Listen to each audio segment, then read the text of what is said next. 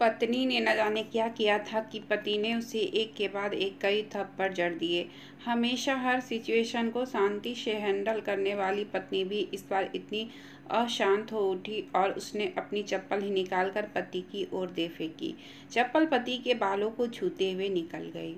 ये किस्सा यहीं पर खत्म हो सकता था, मगर पति ने इसे अपनी मर्दांगी का विषय बना लिया और बात बद से बदतर होती चली गई। रिश्तेदारों ने भी आग में घी का काम किया।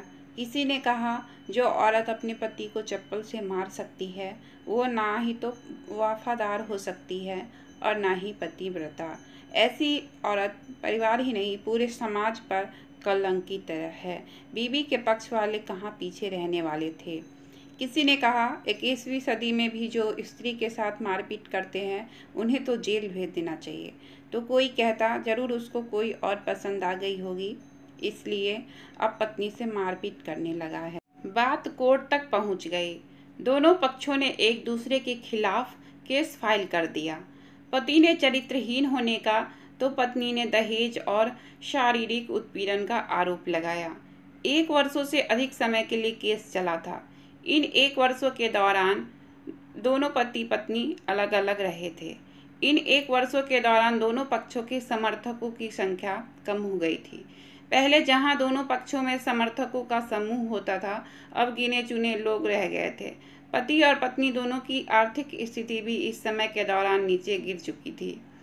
जिन्हें वो अपना शुभचिंतक समझ रहे थे, पैसों की बात आते ही उन्होंने भी अपना पलड़ा झाड़ लिया।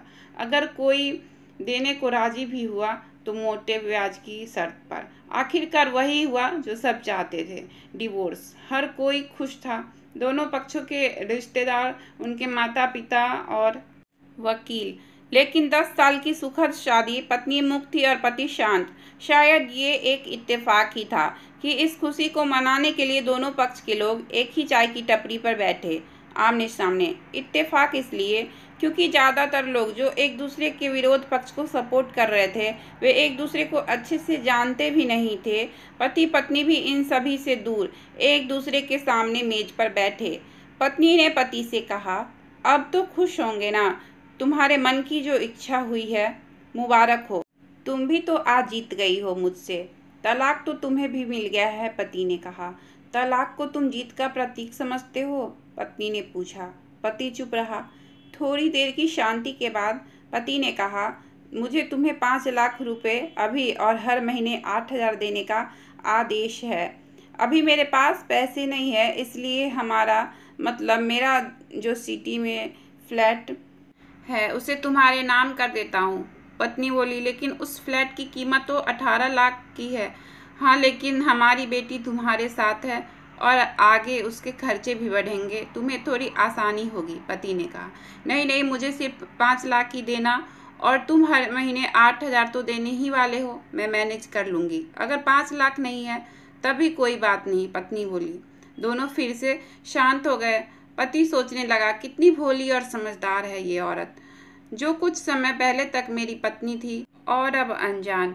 ये वही है जो कम से कम खर्चे में घर चलाती और पैसे बचाकर मेरे जन्मदिन पर हमेशा मेरे लिए नए कपड़े खरीद लाती।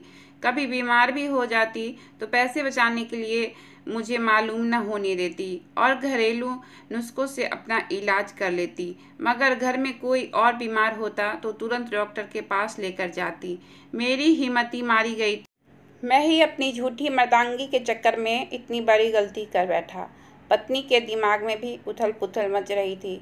अभी भी वैसा का वैसा ही है। पहले भी खुद से ज़्यादा हमारे बारे में सोचता था और अभी वही कर रहा है। पता नहीं कौन सी मनहूस घड़ी में मैं झगड़ा कर बैठी। पति ने मौन तोड़ते हुए पूछा, अब तुम्हारे कमर का दर्द कैसा है? ज़्यादा तकलीफ तो नहीं होती? पत्नी हल्का सा मुस्कुराई और बोली, अभी भी होता है। वो तो होगा ही। तुम योगा या कसरत भी नहीं करती हो। अब किसी गायनोकोलॉजिस्ट को जरूर दिखा देना, पति ने कहा। पत्नी के आंखों में आंसू आ गए। वो बोली, तुम्हें मेरे चरित्र पर सवाल नहीं उठाने चाहिए थे, तो ये परिस्थिति ही नहीं आती।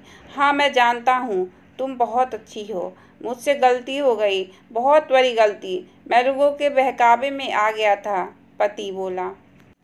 तुमने भी तो मुझ पर दहेज का इल्ज़ाम लगाया था। वो बोला, गलत था और इस बात का मुझे भी पछतावा हुआ, पत्नी ने कहा।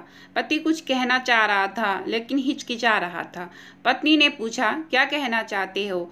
वो बोला, क्या सब पहले जैसा नहीं हो सकता? क्या मतलब? पत्नी बोली, मतलब कि हम फिर से पहले की तरह पति पत्नी बनकर, सच्चे दोस्त बनकर नहीं रह सकते?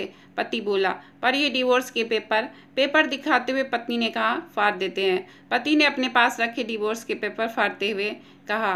पत्नी ने भी अपने पास रखे पेपर फाड़ दिए। सभी हैरान थे, वकील, रिश्तेदार और माँ बाप। पति पत्नी दोनों एक दूसरे के हाथ में हाथ पकड़े अपने घर की तरफ चले गए।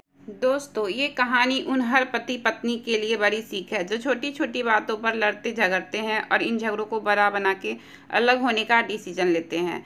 प्यार और झगड़ा एक सिक्के के दो पहलुओं की तरह है। इन दोनों को स्वीकार करना होगा, तभी ये पवित्र रिश्ता उसकी मंजिल तक पहुंच पाएगा।